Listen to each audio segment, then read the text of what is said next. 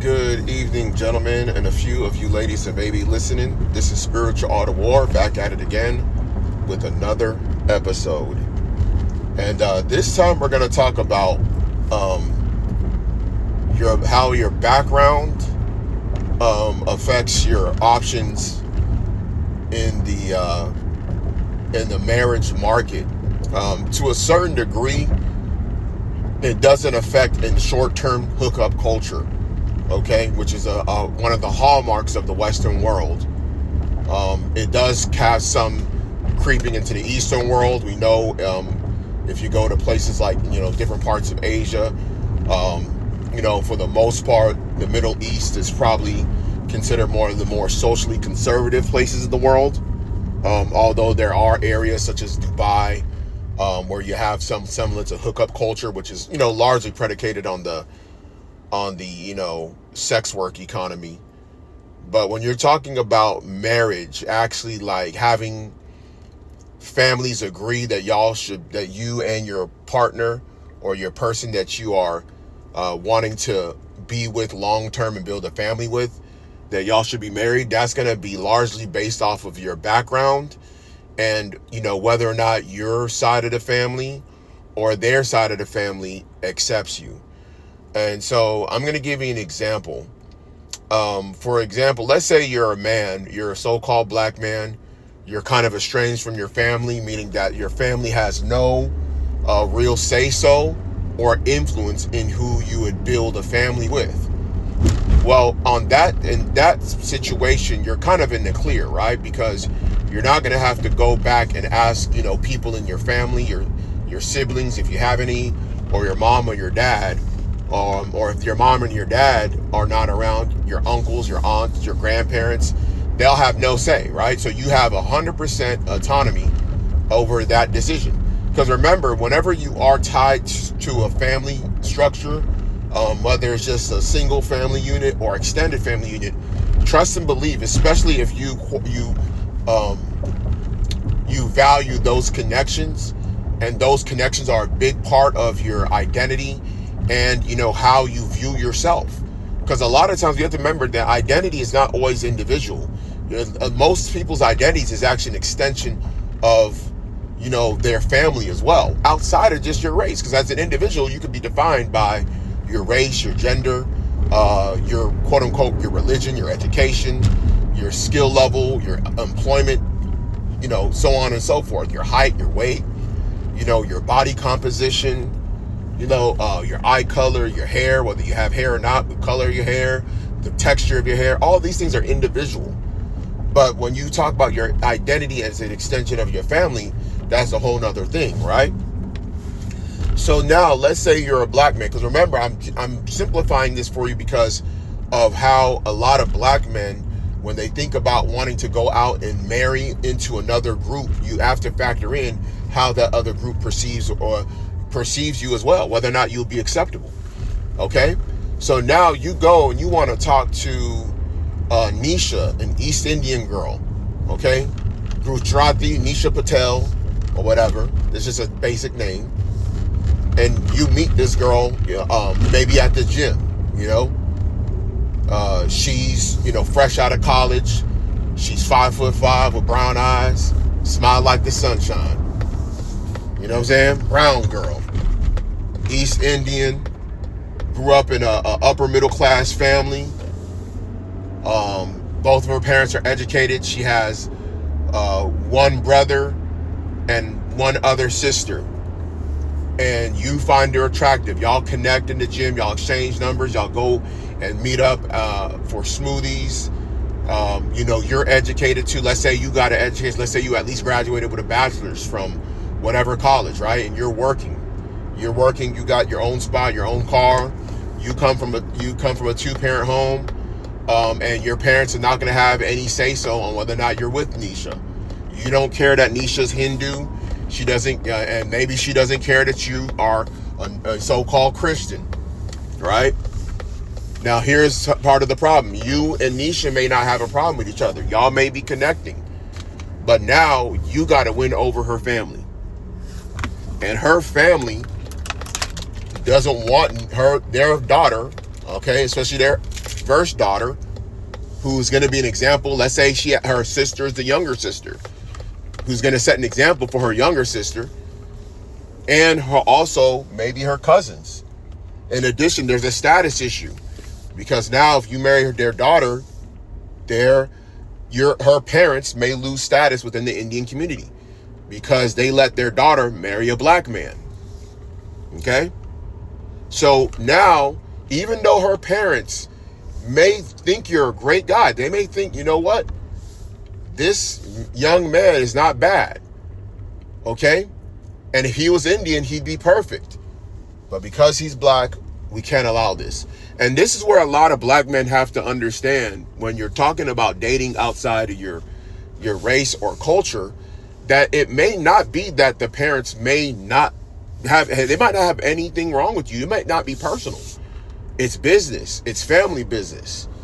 And the thing about it is they're thinking about the collective backlash and the ripple effect that you marrying their daughter will have on their family. Okay, this could have also an effect on her siblings. Her brother could be affected by this. Her sister could be affected by this. Okay, the family status within the community, the Indian community, could be affected by this. Okay, and they're trying to protect the backlash that they would get in that type of situation.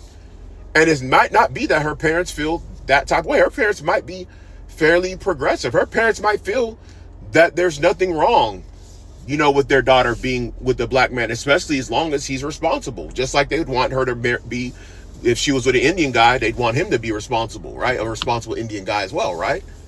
But at the end of the day, they have to factor in time and place, okay?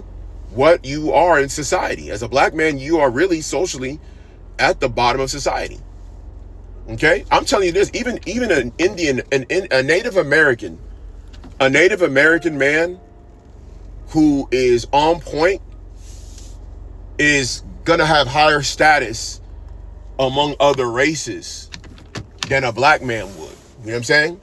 And we're not talking about sexual market value. We're talking about marriage market value. Okay?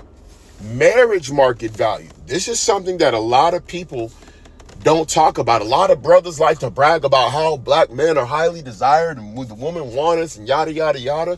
You're talking about from a sexual market value perspective. Okay? And even then, black men are not number one in the world and even in the West. White men are numero uno, bruh. Okay? Okay? They number one. They've been number one since 1492. Okay? Columbus set that trend for them to be number one until somebody globally makes them not number one no more. Okay, and I've traveled the world, and I know for a fact white men are numero uno. That's why even the whole thing with these incel things is kind of funny style. That's why I say incels that are complaining, they're incels to the white woman that they want. That's all they are. White incels are just incels to the white woman they want. They're not incels amongst any other group of women. That's just the reality, right? So what we have to understand is that market value, marriage market value, okay? Because people talk about SMV. The marriage market value is a whole different can of worms, okay? Sexual market value, I'm gonna tell you this. Growing up in Southwest Houston suburbs, being around a lot of East Indians, going to college and being around a lot of East Indian women, there's a large chunk of East Indian women that find black men to be attractive. Trust me, I know, because I was one of them guys that they was checking out and looking at. I easily, me and my cousin actually easily could have married one of the finest East Indian girls you'll see. Okay, and this girl was smart too. She was beautiful. Okay, brown skin, face was on ridiculous, like face color was crazy. Okay, smart, ended up working at Microsoft. Now, my cousin was the one who messed that up. He could have wifed it. Okay? Now, I don't know how her parents felt, but she was so into him, she probably would have went against her parents' words if there was an issue. And I'm saying if, okay? Because from what I understood, she wasn't from I think she was South Indian. and there may have been a little bit more leeway for him to be with her potentially. But that's a whole nother story. But there are families that are going to be like, they're going to be against you. So yeah, you could have that sexual market value amongst other race and ethnic groups of women, but your marriage market value is at the bottom. Okay? And this is what a lot of men, because a lot of men want to flex sexual access. And yeah, there is something that does come with that, because sexual market value does have a propensity to roll into a marriage market value in some situations. Okay? I'm giving you a situation where your marriage market value is going to be very low. And amongst Indian women, East Indian women, I'm not talking about those from the Caribbean, I'm not talking about those from Guyana, Jamaica, or Trinidad. Okay? I'm not talking about those. I'm talking about East Indians, those from the South Asian subcontinent. Your marriage market value as a black man is going to be low. That's just what it is. Your marriage market value is going to be low, my guy. I'm telling you, it's going to be low. Now, I'm not saying it's impossible. Why do I know this? Trust me. I come from a background where you can, there's a guy from Nigeria who ran for president. His name is Peter Obi. He will always say this thing: check and verify. Hey, in my family, we got men that have done that. I have uncles, I have people in my extended family that have done that. Okay, I got an uncle been married to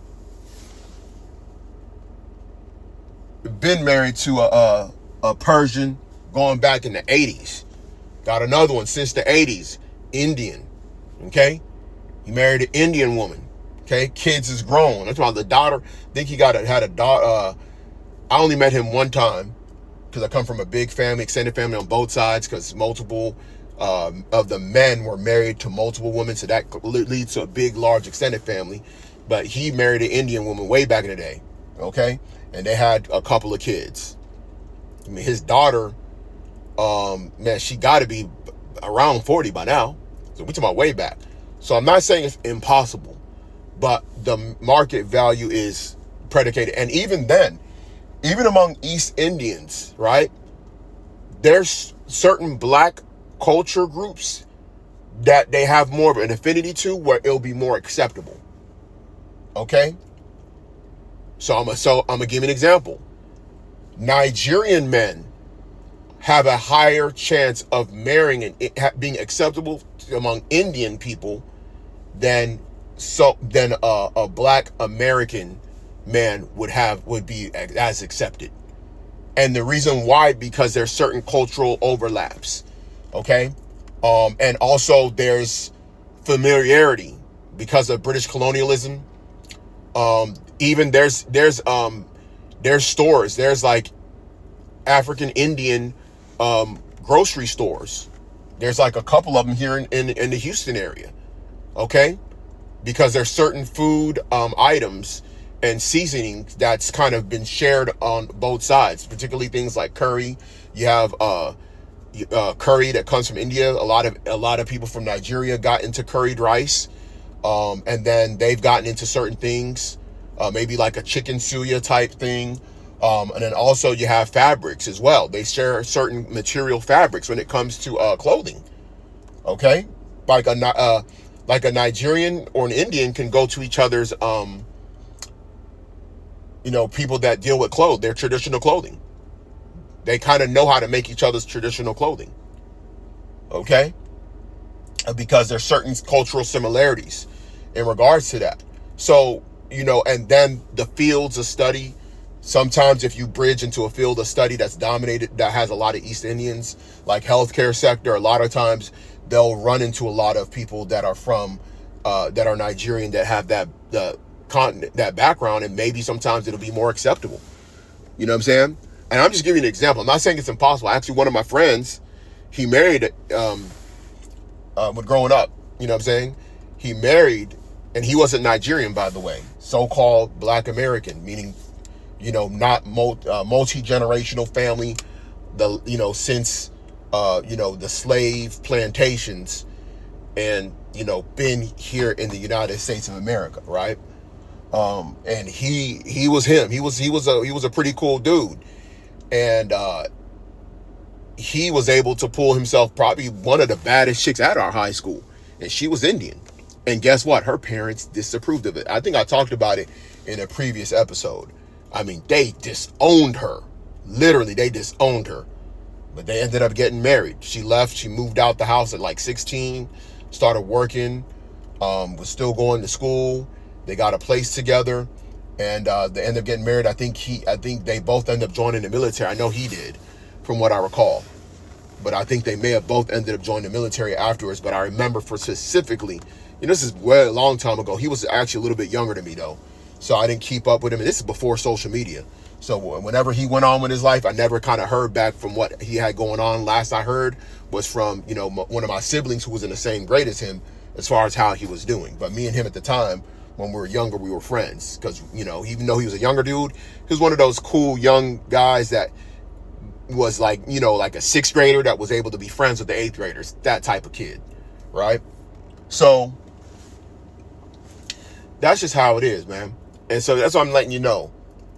This is kind of going to be an ongoing series, man, because I'm probably one of the first guys that's actually coming up with this concept of marriage market value, okay? Sexual market value and marriage market value are not always the same, okay? So we're going to kind of keep this as an ongoing series in regards to marriage market value, okay? MMV, holla at your boy. Let me know what you think in the comment section. Like, share, subscribe, and I'll catch you in the next episode.